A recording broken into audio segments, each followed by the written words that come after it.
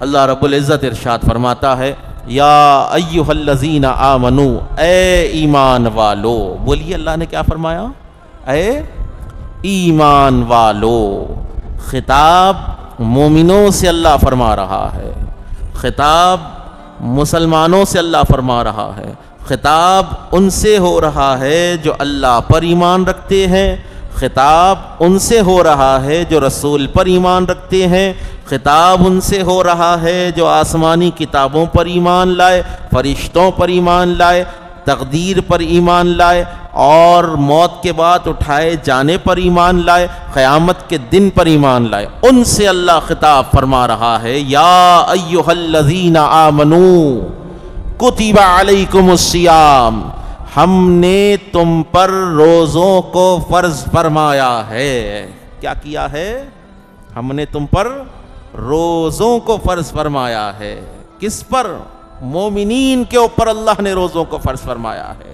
مومنین کے اوپر، مومنوں کے اوپر اللہ رب العزت نے روزوں کو فرض فرمایا ہے. کتب علیکم الصیام، اللہ نے تم پر روزوں کو فرض کر دیا ہے. رمضان کے روزوں کو اللہ نے تم پر فرض کر دیا ہے. کما کتب علی الذین من قبلکم، یہ روزے تم پر نئے نئے فرض نہیں ہوئے، یہ ہم نے صرف اس امت پر روزے فرض نہیں کیے. کما کتب علی الذین من قبلکم، تم سے پہلے ہم نے جیسے روزے فرض کیے تھے اسی طرح ہم نے تم پر بھی روزے فرض فرمائے ہیں.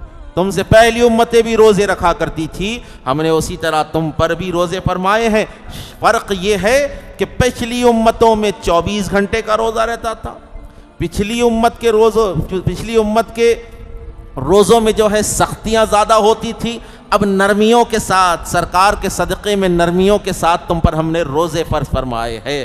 کما کتب علی الذین من قبلکم، جس طرح ہم نے پچھلوں پر روزے فرض کیے اسی طرح تم پر فرض کیے. کیوں؟ لعلکم تتقون، تاکہ تم تقوی والے ہو جاؤ، تاکہ تم متقی ہو جاؤ، تمہارا دل تقوی والا ہو جائے، تمہارا ذہن تقوی والا ہو جائے، تمہارا جسم، تمہارے خیال، تمہاری سوچ تقوی والی ہو جائے.